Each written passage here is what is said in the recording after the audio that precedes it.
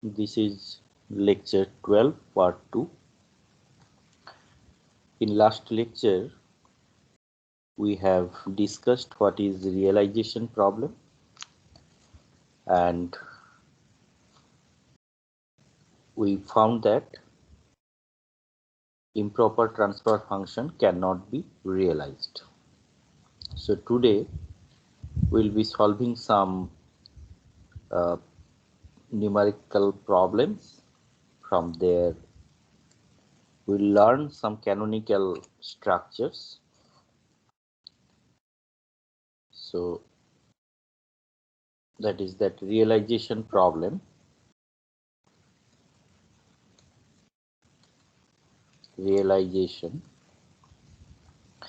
realization problem is that whenever a transfer function is given, you need to find state space matrices. So this particular problem is called realization problem.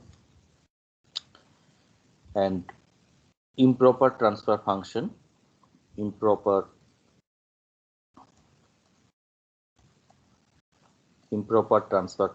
cannot be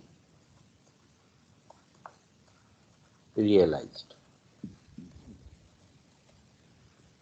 So this thing we have discussed in detail in last lecture. So today we'll be solving some problem. So this is example 1. So suppose a transfer function is given, that is gs equal to 1 by a square plus 5s plus 6. So you need to realize this transfer function. So as we know that transfer function, that is output by input. So from here we can write that a square ys plus 5 plus 6 equal to us. We have just multiplied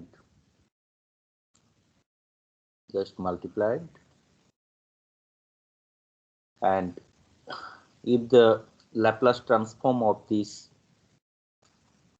ys is this one, so that means we can write that this is d2y2 dt2 plus 5 dyt by dt plus 6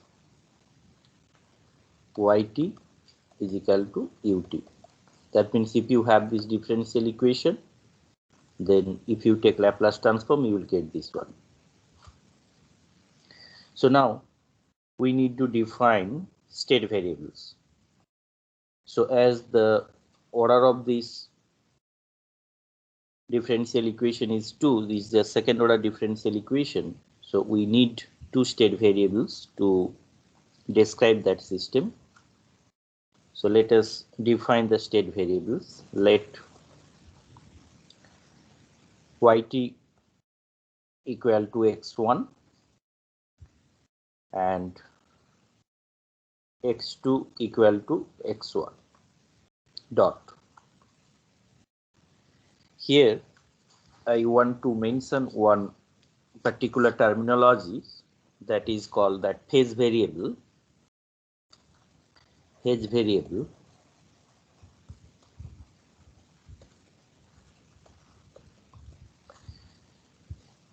So one state variable is the time derivative of the other state variable. Whenever one state variable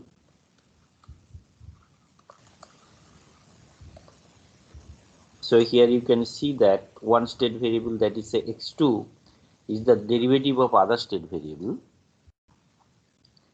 is the derivative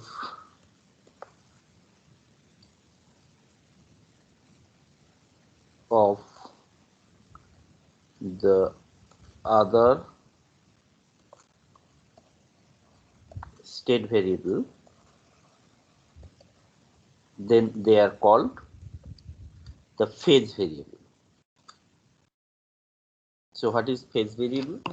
Whenever one state variable is the time derivative, so it would be better if we write that this is time derivative of the other state variable, then it is called phase variable. So here you can see that we have defined that yt equal to x1, and then you can see that x2 is the derivative of the other state variable. So this is phase variable. So now if we proceed with these state definitions, so then what will you get? So x2 dot, from here we can see that x2 dot means d2y by dt2. So we can have that x2 dot equal to minus 5. So dy by dt equal to x2 minus 6x1 plus u. So all are actually function of time. I am not writing so explicitly, but it is function of time. That is x1 dot t equal to x2 t. So if we write it in matrix form, what will we get? So suppose x1 dot x2 dot. So we have that state vector x1 x2, and here we have that input matrix. So x1 dot equal to this one, and x2 dot equal to minus 6x1 minus 5x2, and here you have 1. And what is your output matrix? So output matrix y, here you can see we have defined that yt equal to x1. So your first state variable, that is 1 0 x1 x2. So this is your output equation. Now you can find some interesting relationship with that poles and eigenvalues of that A matrix. So here we get that this is your A matrix, this is your B matrix, and this is your C matrix. And here you can see that D matrix equal to, so D into U, so here D equal to 0. And whenever you have a transfer function, if it is strictly proper transfer function, then the D would be equal to 0. So D matrix is basically whenever you find that whenever you put in this transfer function S tending to infinity, then that value would give you the D matrix. So here if you put S equal to infinity, S tending to infinity, then you will get D equal to 0. So in case of strictly proper transfer function, always you would have D equal to 0. But if you have a biproper transfer function, then you would have some D value. Here, if you look at the transfer function, so what are the poles? So if you just factorize this one, so you can write that this is S plus 2, S plus 3. So the poles of that systems, poles are minus 2 and minus 3. From here you can see that this is minus 2 and minus 3. So interestingly, if you find the eigenvalues of this A matrix, so what will you get? Eigenvalues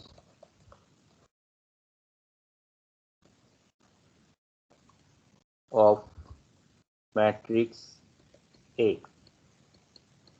So eigenvalues of matrix A, if you find that one, so you know that the determinant of lambda I minus A,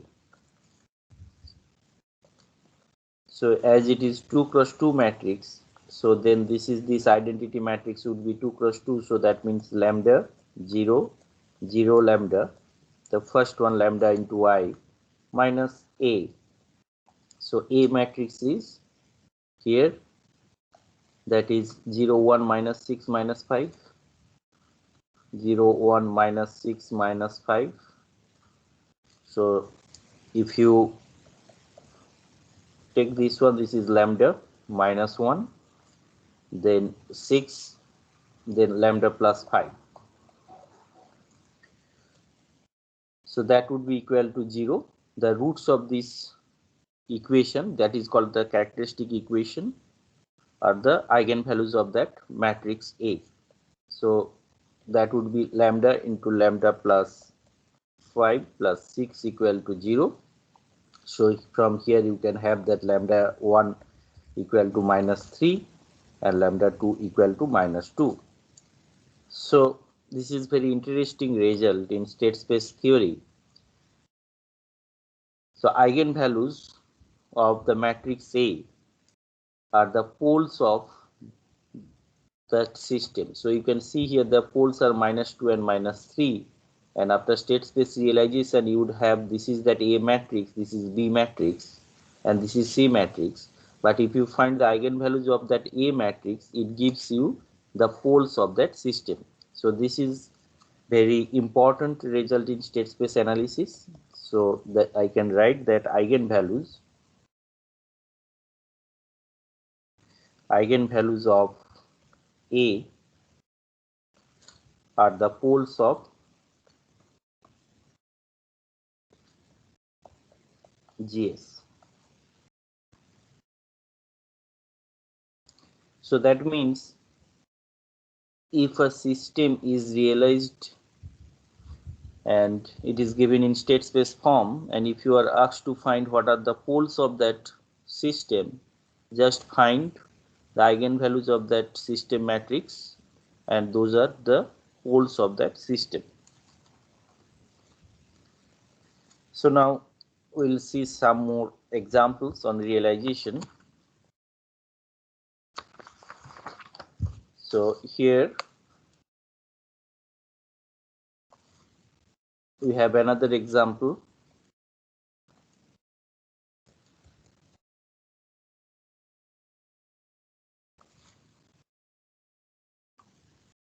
That is, if you have a transfer function, so that is ys by us, that is 2s square plus 2s square plus s plus 5, and here s cube plus 6x square plus 11s plus 4. So this is a transfer function and we need to realize it. So here I will be showing you two spatial structures of that realization. They have some names called controllable canonical form and observable canonical form. So those are the spatial structures of the state space matrices. But here I would like to point out, whenever a transfer function is given to you and you are asked to realize it, you can find any structure. But here, to just learn those two specific structures, I am just realizing this particular transfer function in those specific structures. But it is not mandatory that always you need to realize this transfer function in that structure. You can do it in any arbitrary structure. But if you are asked to do it, you need to follow this particular technique. So here, the order of the degree of the denominator polynomial is 3. So in your first step, you need to divide that numerator and denominator by that maximum degree of the denominator. So if you divide this numerator and denominator by s cube, then what will you get? So that means if you divide by s cube here and here, so then you will get that 2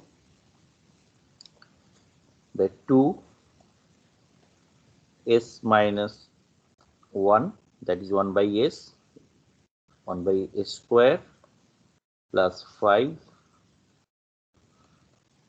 s minus 3, and here you have that 1, then 6 s minus 1 plus 11 s minus 2 plus 4 s minus 3. So we have divided numerator and denominator by that maximum degree of the denominator, that is s cube, and then you can multiply numerator and denominator by one Laplace transform variable xs. So now if we do like that, so we have that ys, you can see here that ys, you can equate that numerator, so that ys equal to 2 minus s to the power minus 2, then 5 s to the power minus 3 into xs. So this one we are equating that numerator, and if you equate the denominator, you would have 1 plus 6 s minus 1, 11 s minus 2 plus 4 s minus 3 xs. So we have two algebraic equations. So now we can write this algebraic equation in this particular form. You can see here, if you multiply this xs here, so then from here you can write that xs equal to us minus 6 s minus 1 plus 11 s minus 2 plus 4 s minus 3 xs. So just I have rearranged this particular equation and I can write it in this form. So now if I do like this, then what happens? We have two algebraic equations, and now we will be realizing these two equations in that state diagrams form. So that is, you can see here that xs, here you can see that xs is equal to minus 6 s to the power minus 1 xs, again minus 11 s to the power minus 2 xs, and 4 minus 4 into s to the power minus 3 xs plus us. So if we take a node here, say suppose I take a node here, and that is say xs. So then we can see here that if we have one node u here, so then x equal to, you can see here x equal to u, then we should have some node here, here, and here. If we multiply with s to the power minus 1, that means one integrator, and there is another integrator, So just what I am trying to do, I am just trying to realize this one in state diagram, that is that signal flow graph. So here you can see that x, this node is indicated by x, this one. So x equal to u, then you can see here minus 6 s to the power minus 1. So minus 6 x to the power minus 1 means, so here if I just make one loop here, that is if I say that this is minus 6, so then you can see here x, you can see here this signal is going and again coming back here. So that is x equal to minus 6, here minus 6 s to the power minus 1 into x. So the first term we get. What about the second term? Minus 11 s square. So now if you come to this particular node, then you can see that here that would be s to the power minus 1 into s to the power minus 1. So that means double integrated 1 by s square. So 1 by s square term here, and then if you just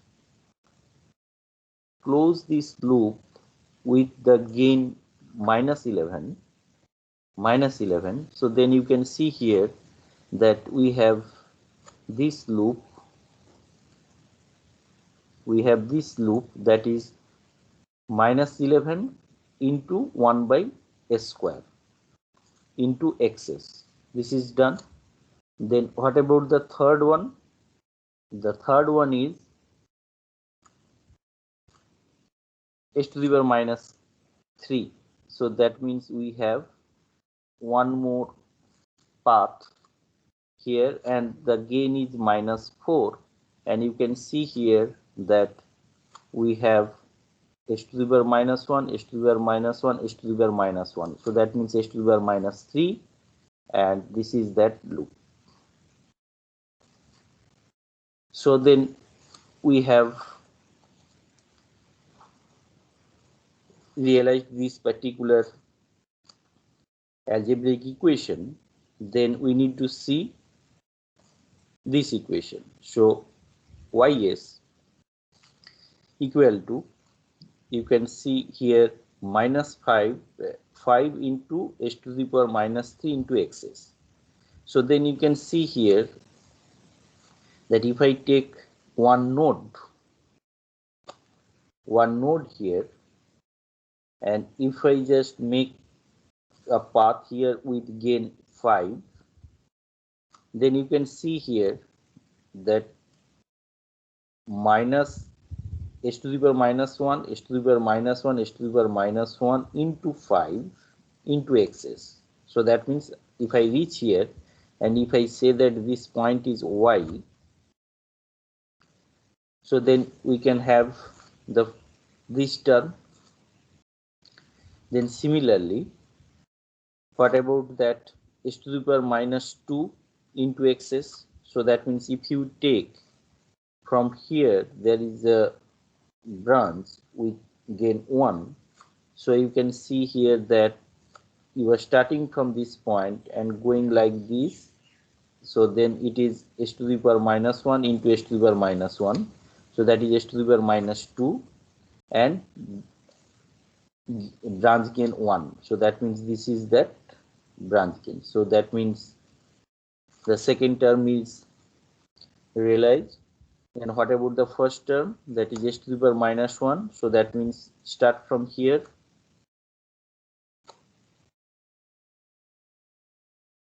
we have this one, that means just only this branch, s to the power minus 1 into 2. Then we have that y. So interestingly, what we have seen, we have this transfer function, then divided numerator and denominator by that maximum degree of the denominator, and then we get this particular expression.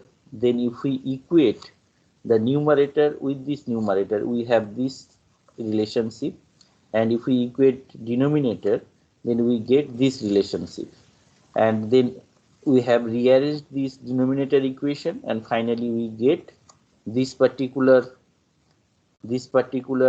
algebraic equation and this algebraic equation. Now we have realized these two algebraic equations in the state diagram form.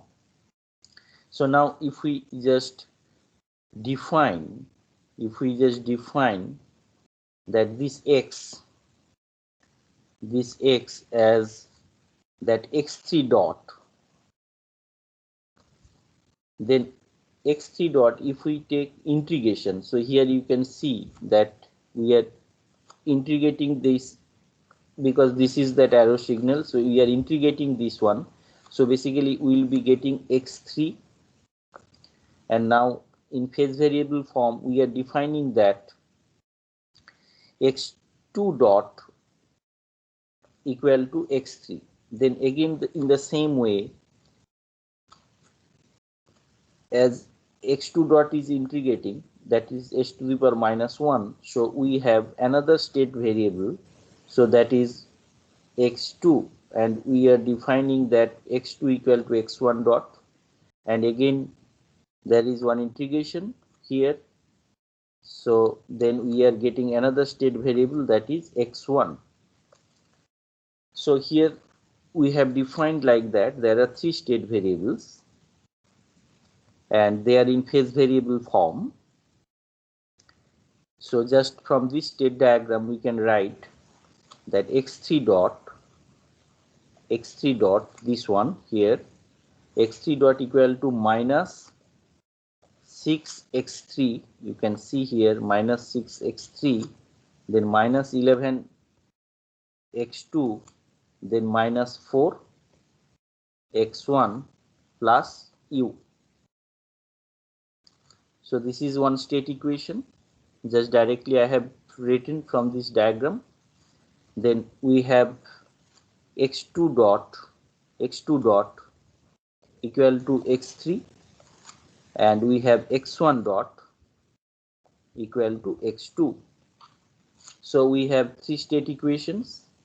And what is your output equation? That output equation y equal to that 5x1, then you can see here that is 1x2, and here you can see that 2x3. This is that output equation. So if you write these particular set of state system equations in matrix form, what will you get? Say x1 dot, x2 dot, x3 dot. You can follow any sequence as I have pointed out earlier, that is x1, x2, x3, x1, x2, x3, and here you have that input matrix U. So x1 dot equal to x2, that is 0, 1, 0, and here 0, and x2 dot equal to x3, and x3 dot, this equation you can see here, that is minus 4, minus 11, minus 6, and here you have 1, and output is this equation, that is 5, 1, 2.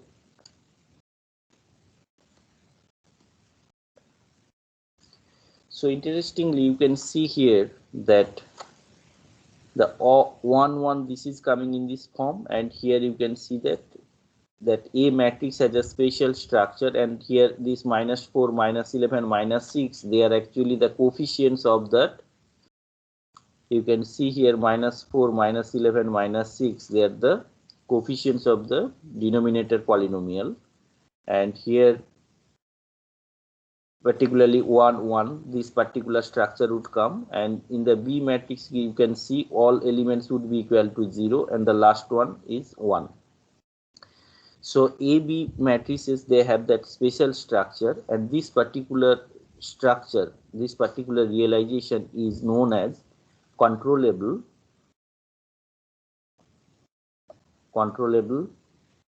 canonical form, in abbreviated from CCF. So this is one realization. This is one realization where A and B matrix, they are in special structure, but C does not have any special structure. So this is that method we have followed. That means whenever a transfer function is given, we get these two numerator and denominator in these particular structures. From there, I have drawn that diagram, and I write this state equation, system equation and output equation. And in the system equation, you can see that A and B, they have some special structure. This particular realization is called that controllable canonical form. So we again realize, as we have already discussed, that means the state space realization is not unique. So we can also realize this particular transfer function in different form. So let us see. So here, suppose you know that same transfer function is given here, that is ys by us. So that is 2 square plus s plus 5 and s cube plus 6s square plus 11s plus 4. The same transfer function we are taking, the same transfer function. So now the method is you need to divide numerator and denominator by that maximum degree, that is s to the power 3. So if we do that one, then we have s to the power minus 2, 5, s to the power minus 3, and here we have done it earlier. So here the difference is we are not going to multiply numerator and denominator with a variable x. We are not going to do that. So now after dividing the numerator and denominator, we are just multiplying and getting that this particular relationship. If you multiply, cross multiply, so then you will get that ys this term. We are multiplying this term with ys because cross multiplication, and it would be ys plus ys into this term. So if we are taking the rest of the term on the right hand side, and if you cross multiply this term with us, so we get that us, so that is 2 s to the power minus 1 plus s to the power minus 2 plus 5 s to the power minus 3 into us minus the rest of the term means here rest of the term is 6 s to the power minus 1, 11 s to the power minus 2 plus 4 s to the power minus 3 into ys. So this algebraic equation we have, we get it from this transfer function. So the difference with the first one is here we are not multiplying with x's. So now we are just trying to realize this algebraic equation in state diagram form. So let us see. So if we start with node, say suppose here you can see that ys is, that is 2 into s to the power minus 1 into us, s to the power minus 2 into us, and again here you can see there would be some feedback, that is minus 6 s to the power minus 1 into is, minus 11 s to the power minus 2 into is, like that. So if we take that node here, so suppose this is y, so if you just multiply with 1, you have that y, that is output node. Then you can see here that if you just multiply with s to the power minus 1, and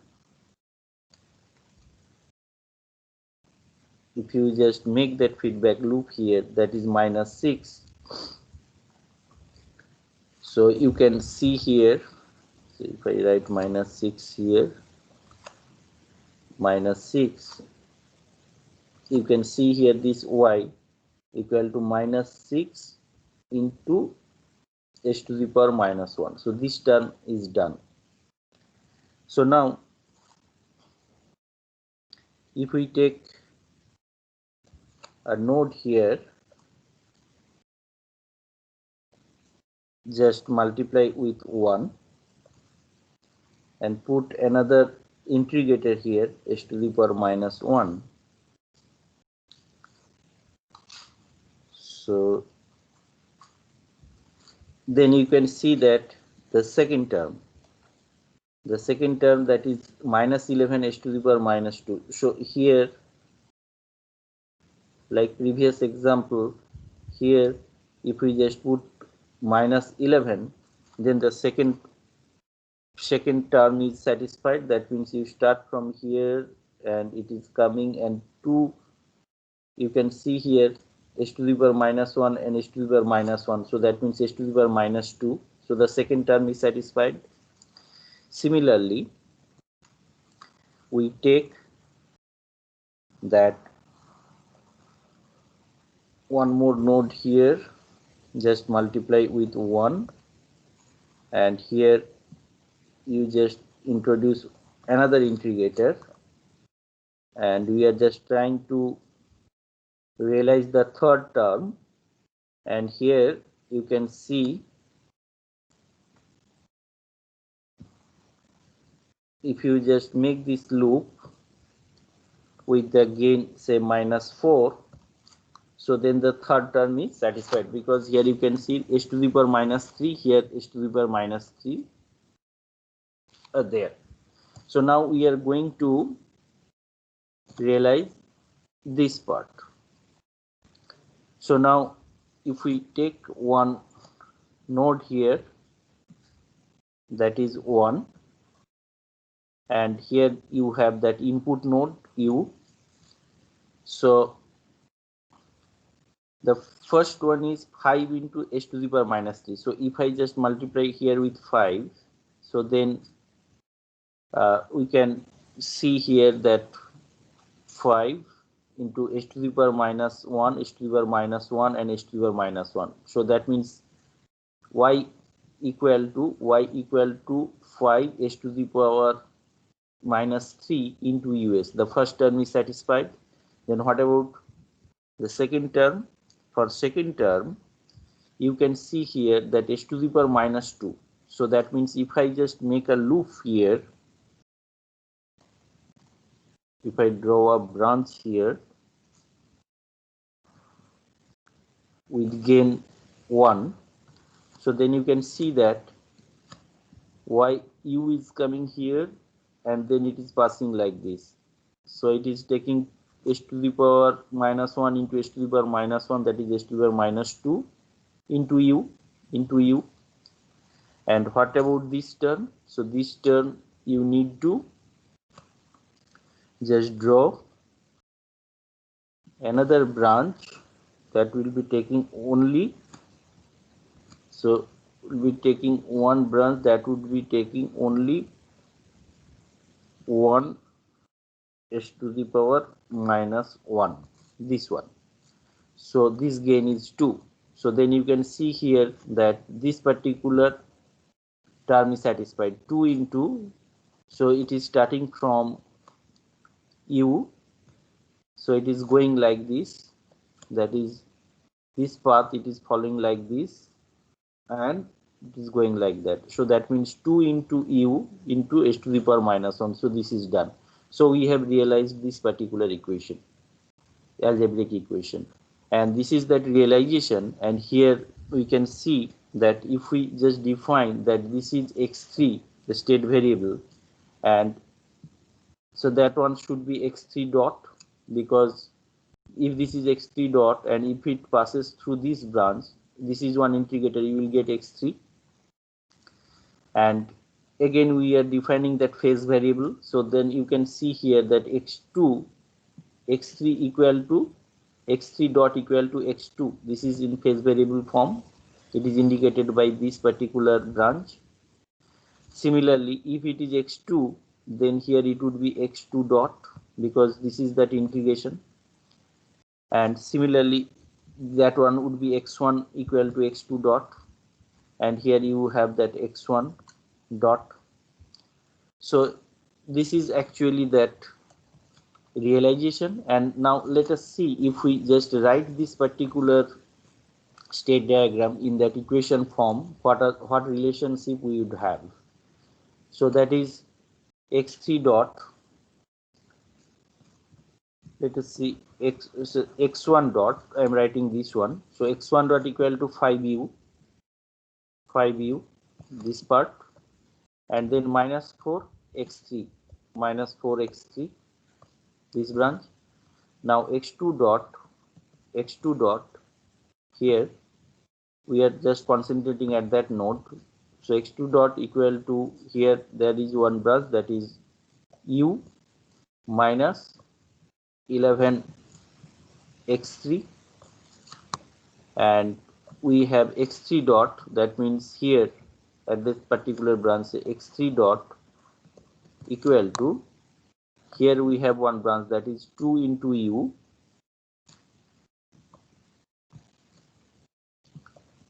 so 2 into u. So here I think x2 dot in this case, that would be equal to u, and here that is 11 minus 11 x3, and here we have another one, that is x1. So here you see x1 is coming here, so that means we have x2 dot, that is plus x1, and x3 dot equal to, you can see that x2 here, say x2 minus 6x3 plus this branch 2u. So we have these three state equations, and here you can see that y equal to x3. So this is x3 dot, so basically that one would be x3, so y equal to x3. So now if you write these three state equations, then what will you get? So this is x1 dot, x2 dot, and x3 dot. We are just writing it in matrix form, x1, x2, and x3, and then you have u. So x1 dot equal to 5u minus 4x3, then x2 dot equal to 1u, so minus 11x3. Here we have that x1, and x3 dot equal to x2 minus 6x3 to u, and what is your y? Y equal to 0, 0, 1, and here you have x1, x2, and x3. So interestingly, you can see here, this is another state space realization where your A matrix has some specific structure, and this is your B matrix, and this is your C matrix, and here you can see that A has that structure, that means here you have 1, 1, and all coefficients are here. So in the above state space realization, you can see that your ones are here, and these are the coefficients, and B matrix all zeros, and the last one is 1. But here you can see that C matrix has some structure, all zeros, and last one is 1. So this particular structure is called observable canonical form, OCF, observable canonical form. So what we have seen, whenever we have one transfer function, some transfer function is given, so we can have that realization because it is a strictly proper transfer function. We can have realization. So any realization we can have, but in this particular example, we have seen two specific realizations. One is that controllable canonical form, CCF, this one, and this is observable canonical form. So from here it is clear that, you know, for the same transfer function we can have many realizations. So here we have two realizations, that is CCF and OCF. So CCF and OCF, they have some specific structures. So these are the structures. So I would suggest you all to solve some problems, because here for getting CCF and OCF, you need to follow this particular method so that you can have it. So this is all about that realization. So there are some other canonical forms like the diagonal form. That means that A matrix, system matrix, would come into the diagonal structure. The second form is called that Jordan form. So those are, I'm not going to discuss so those canonical forms, but there are some specific realization. So those who are interested, you can see, but I'm not going into that detail. So here what we have discussed, that means what is realization problem, and improper transfer function cannot be realized, and we have just discussed two examples. In first example, we got one realization, and from there we found that okay, so eigenvalues of that system matrix are the poles of that systems. And in the second examples, we found that we two separate realizations for a given transfer function. One is controllable canonical form, another one is observable canonical form. So now we will discuss what is that linearization of nonlinear system. That is that linearization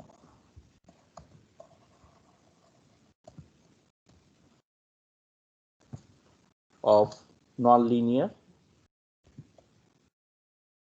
system. So a nonlinear system, so far we have discussed that linear time invariant system. So now I'll be giving you some idea whenever a nonlinear time invariant system is described by a state space equation, then how to linearize it. So let x dot t equal to f txt, where xt0 equal to x0. So here first I am just going to introduce a concept called that equilibrium point. That means whenever you have a system, dynamical system, then it has some equilibrium points. That means whenever some input is applied to that system or when time evolves, if there are some points, that means there are some operating points where the derivative of the states is equal to 0, that means that system would stay there. So if you just apply an input to that system may be somewhere in the state space, but when input is applied, it may go to some point and it would stay there. And why it would be staying? Because at that point the derivative of all the states would be equal to 0, and that point, if it is stable, then it would be there. If it is unstable point, whenever you apply some inputs or if you give some perturbation, that system would be shifted from that point to some other point. So that is actually that concept of that nonlinear system stability concept. So I'll be discussing those things later. So for the time being, I'm just going to give you some definition of the equilibrium points. So let x dot t equal to f txt. This is that dynamical equation. This is the dynamical equation, general dynamical equations, and this is that initial condition. And here I am just taking the time t, so that is t0 to t1. So in that interval, and then a point. So point means this is actually a coordinate in state space. A point xe, suppose that is d is the state space, is said to be an equilibrium point. This is very important in case of nonlinear systems. Equilibrium point at time te if f t xe equal to 0 for all time greater equal to te. So what is that? That means whenever your system, so here you can see that in place of xt I have just replaced xc. So then this xc is said to be one equilibrium point whenever this equation is equal to 0. So this one is equal to 0 means, so this x dot t equal to 0. So as I have pointed out, that means equilibrium point is a point where the derivative of that state would be equal to 0. So this is actually the definition of that equilibrium point. So let us see some example, then I think it would be clear. So suppose you have x1 dot equal to x2 and x2 dot equal to minus epsilon x2 minus g by L sin x1. So from this state equation, it is clear that it is not a linear system. It is not a linear system because here you can see that this term is there, sin of x1. So you cannot write in that particular form that x dot equal to x plus bu. In that form you are not able to write. So now this is a nonlinear systems and we are interested to find what would be the equilibrium point. So find equilibrium point. Find equilibrium point. How will be finding that one?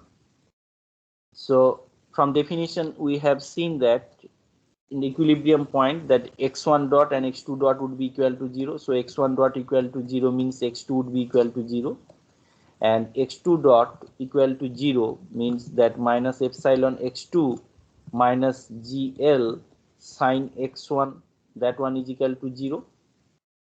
So now at equilibrium point x2 equal to 0 means this one equal to 0. So this term is equal to 0. So that means sin x1 is equal to 0. So x1 is n pi, where n equal to 0 plus minus 1 plus minus 2. So now from this particular example, what we have seen, we found that in this particular nonlinear system, there are infinite number of equilibrium points or many equilibrium points. So here you can see that equilibrium point is, say, one is x1, so that is 0 0, x2 equal to 0. Another one is plus 1 0, minus 1 0, plus, so not plus 1, that is pi 0, then minus pi 0, plus 2 pi 0. So there are many equilibrium points. So from this particular example, we have seen that how to find the equilibrium points, and you may have some nonlinear system which may have many equilibrium points. Many equilibrium points. So now let us see one more example. Say suppose you have a dynamical systems that is 2 plus sine x1 plus x2. This is obviously a nonlinear systems. 3 minus sine x1. So now what would be that equilibrium point? So here you need to write that x1 dot equal to 0 and x2 dot equal to 0. Now look at here. If you put, sorry, so this is x2. So now if you put x2 equal to 0, x2 equal to 0, so sine x1 equal to 3, then you cannot have any value of x1, so that sine x1 would be equal to 3, because sine x1, it varies from plus 1 to minus 1. So that means in this particular case, no equilibrium point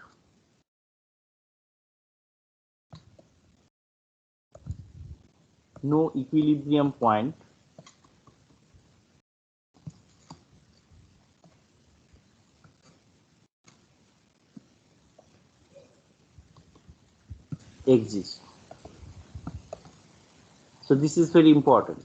So in first case, what we have seen, in first case we found that whenever a nonlinear system is given, many equilibrium points you may have, but here this is a case where there is no equilibrium point. That means whenever a nonlinear system is given to you, it may have equilibrium point, may not have equilibrium point.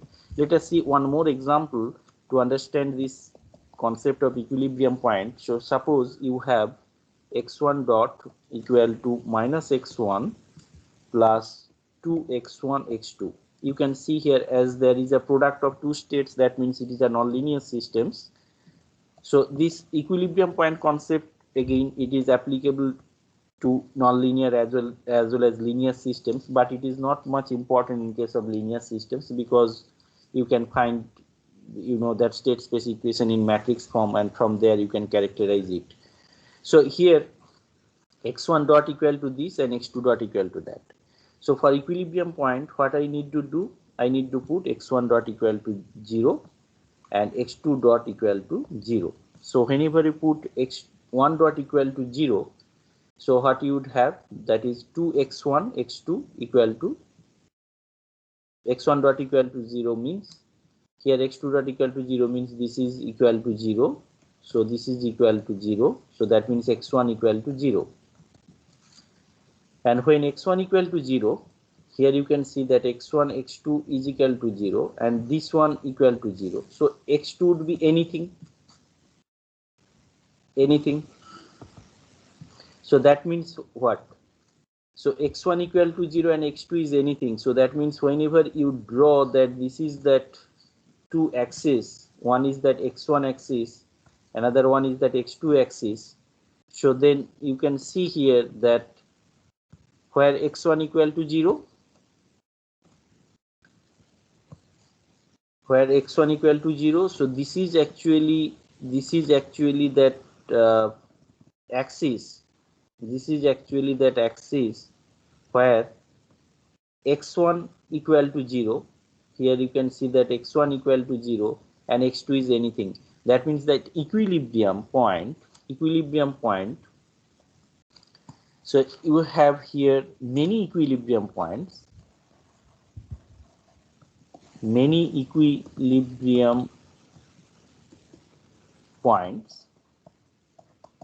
So in this case, basically x2 axis. That x2 axis is that equilibrium point. So many equilibrium points, but they are not isolated. That is very important.